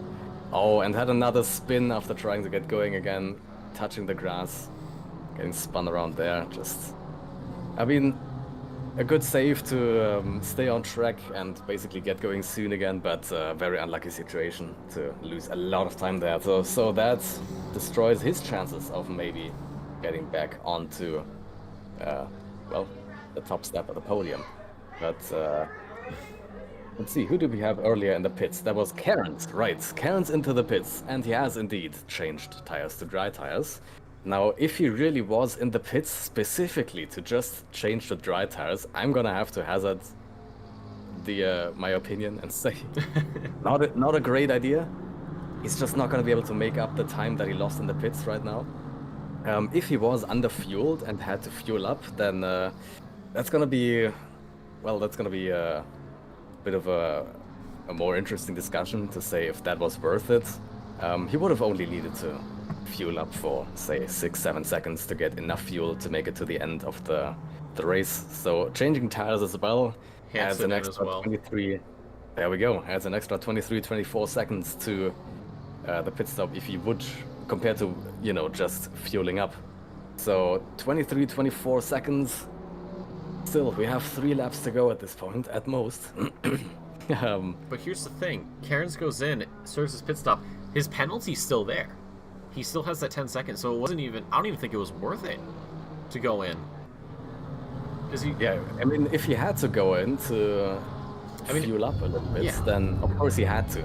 But it's a question whether it was worth it to change tires as well and extend that pit stop that long. I don't know. It's a question we can only guess until we actually take a deep dive at the replay on our own time. But right now, 4.5 minutes to go here. Rumbouts barely holding on to this lead. Hearn has had a couple of solid chances earlier on, but it hasn't worked out in his favor. He still runs in P2, but he is running, actually ran the last lap slower, just by a tenth there. 2:06.5 for Rumbouts, 2:06.6 for Hearn. So despite the track drying, Hearn struggling a little bit on what I assume to be a dry setup. And again, we see these drivers on the, just towards the pit wall line, just trying to pick up any sort of moisture they can just to cool those tires, because those things really heat up when the track is dry. The track, well, the track is still damp, so there's still quite a bit of water left. And probably enough to make the wet tire still viable compared to the dry tires. But it's definitely going to be losing you a lot of time right now compared to back when the wet tires were in the optimum. And Hansen has got going again. He was suspiciously long in the pits. He was stopped for a suspiciously long time. I'm not sure what was going on there. But he is now on dry tires as well. But on these dry tires, he is now probably only going to do 2 laps. So if he was in the pits only to fuel up, probably, then it probably wasn't worth it changing the dry tires, because over those 2 laps, to make up that difference, he would need to go 12, 13 seconds a lap faster, and that's just not going to happen. No, and with the amount of time left, I don't think it's really going to have much of an impact, as the track now goes greasy. So it went from wet to damp to greasy. I don't think we're going to get to green. I don't think we're going to get to fast. We're definitely not going to get to optimum, that's for sure. So green is going to come very soon, I'm pretty sure. But yep, we're definitely not going to see absolutely perfectly dry optimum stuff. No, definitely not. No, that's impossible. Missouri picking up a drive-through, probably for track limits. So despite the rain dissipating, it's still, the remnants of the storm still has caught out these drivers, as we see penalties. Feels like almost everybody. We've just got a bunch of 10-second shot with a 5-second, though. So he's the only driver who is not seeing double digits next to his name. We continue on Rumbouts here. This is going to be the final lap. There is one final chance for Hearn to maybe make something happen as they cross the line at 2:06.48 for Rumbouts, and then it's a 2:06.54 for Hearn. But I think if Rumbouts, I'm not going to say anything specific, but if Rumbouts can just keep it together, he will pick up this win here. But of course, Hearn is not going to let that happen. He wants this win. He is so close. This is home soil for him. Phillips, after having such a beautiful fight with Zuck for such a long time, on the final lap of the race, or maybe penultimate lap for him, he did have a big spin in Beckett's and has now lost out again, and probably also lost out to Sharp, now being 10 seconds behind him. Yep. With even that 5-second penalty not going to make a difference. And look who's behind him. Rumbouts and Hearn. He's got to get out of the way. He's in a terrible spot, actually, with this blue flag. This could not have been a worse timed blue flag, I think, for both of these drivers. He's just feathering the throttle, letting these guys through, and just up ahead is Tully. There, P9 for him. Very good showing. But it is given Hearn a chance to catch up a bit, because Rumbouts got slowed down, or got held up rather. So the sky is starting to clear, actually. The sun's starting to come out here right at the end of the race. Hearn right on the rear bumper there of Rumbouts as we head through the final set of corners. He's going to go for a little bit of a switcheroo. Not going to work out too well for him. And on to the back straight they go for the last time. Can Rumbouts get this final few corners stitched up and take home a win here at Silverstone? The mini endurance, an hour and a half of driving, is just about to pass us by. It has been an incredible race, start to finish, for all of these drivers. Take a bow, everybody. But out of the final corner, or not out of the final corner, excuse me, one more corner rather for Rumbouts, and he rounds the final corner for the last time, and it's going to be Rumbouts picking up a win here at Silverstone. Hearn in P2, and Felgen quite a ways back, but a very solid run there from the Norwegian is going to make it onto the final step of the podium, P3. And behind that, quite a ways back, it's heartbreak for Vining, going from pole position down to P4. He will pick up fastest lap with that 58.8, but man, this must hurt. And then beyond that, it's Fredrickson. I should point out, Vining's fastest lap is a 58.885. Hearn's fastest lap is a 58.887. So 200ths between fastest lap and second fastest lap, but it's going to be Fredrickson in P5. Just behind him is Michael's, a very impressive P6. 10 seconds, though.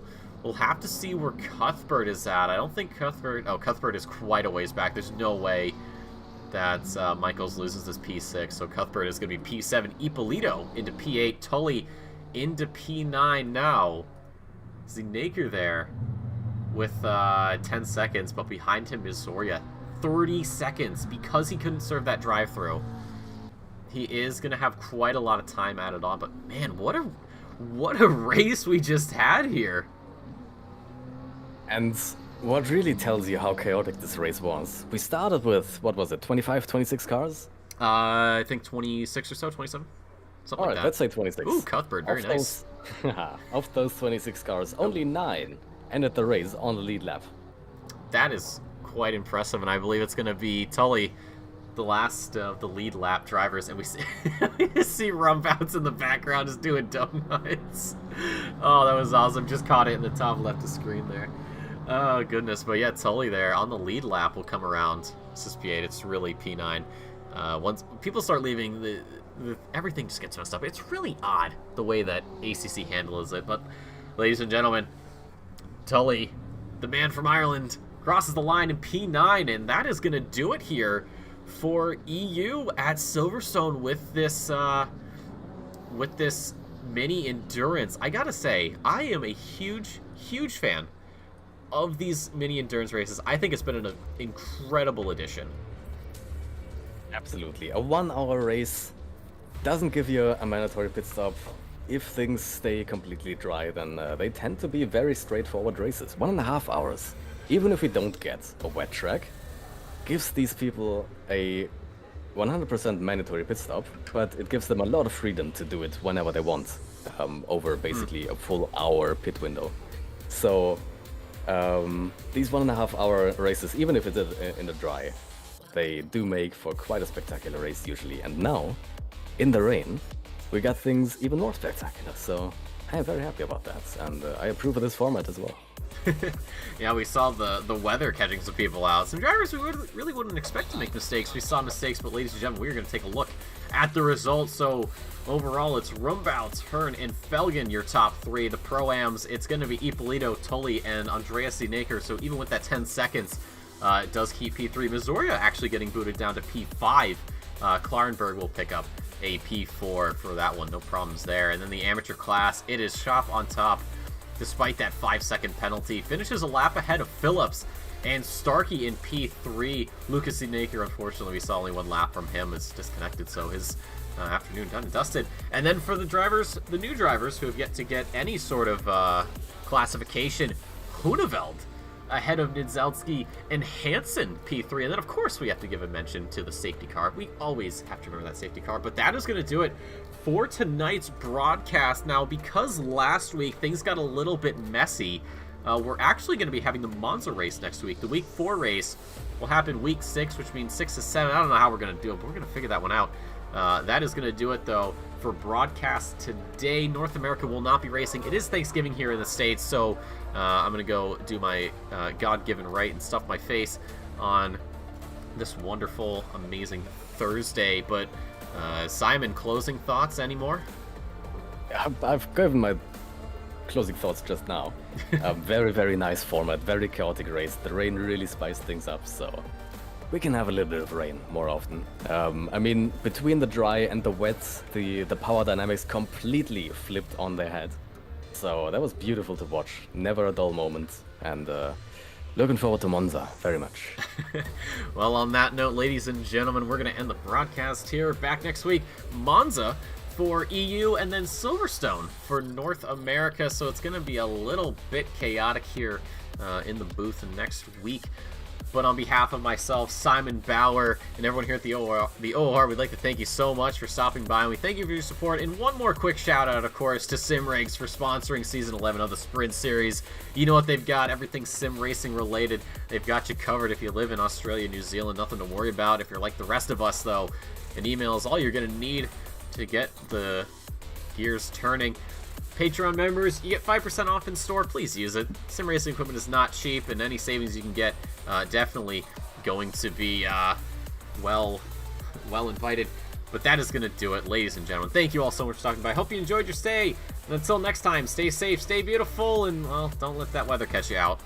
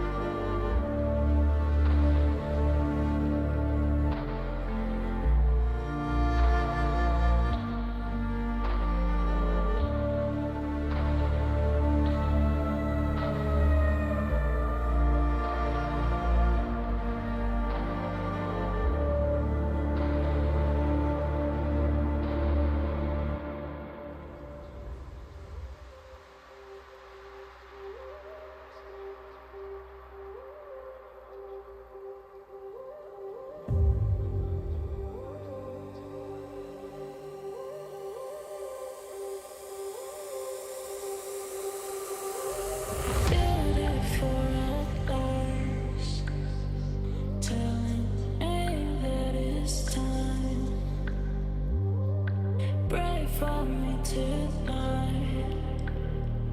I can't say